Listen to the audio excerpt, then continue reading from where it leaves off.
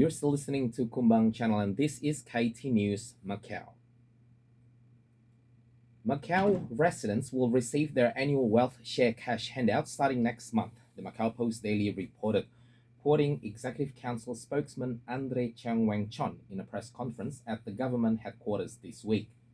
Some 697,000 permanent residents will receive 10,000 patakas each, while 42,000 non-permanent residents will receive 6,000 patakas each.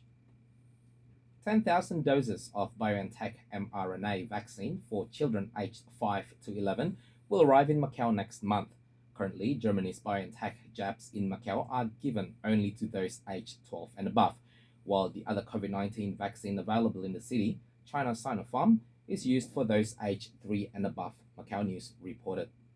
Meanwhile, local authorities announced this week that Macau's COVID-19 vaccination rate has reached over 80%, covering around 547,000 people, which the authorities say has paved a solid foundation for the construction of a COVID-19 immunity barrier protecting residents' lives and health, as reported by the Macau Post Daily.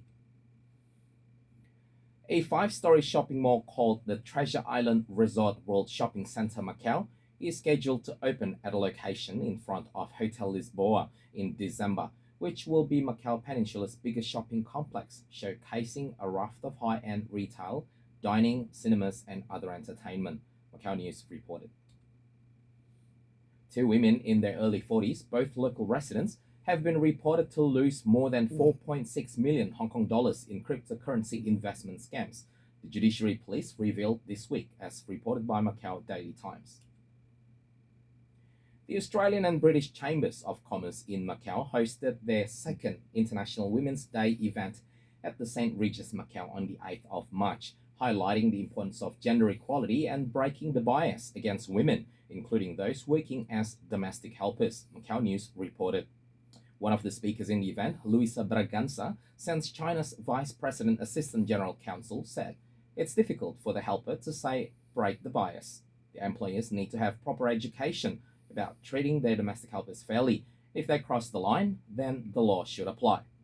Meanwhile, the event raised a total of 130,000 patakas for the Good Shepherd Sisters to support their work in helping women and girls in trouble, such as victims of domestic violence, as pointed out by the Macau News report.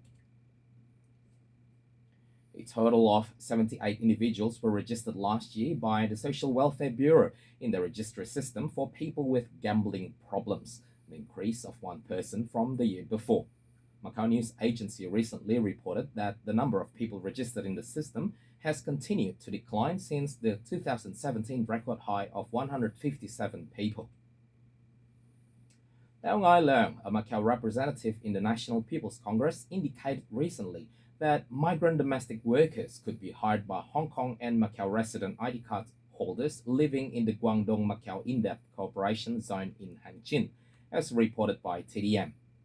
A local employment agent told Ktnewsmacau this week his agency is in the process of setting up a branch office in the zone, with some more agencies doing the same thing as new opportunities continue to arise in Hanchin.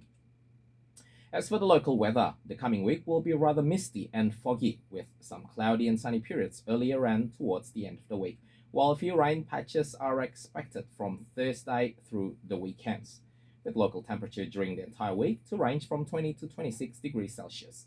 For more information about the weather in town, visit www.smg.gov.mo. That is all for KT News Macau. Back with tonight's Aussie music. This is Guy Sebastian with his debut single released 19 years ago, Angels Brought Me Here. You're still listening to Kumbang channel. Kumbang, kumpul bareng yo.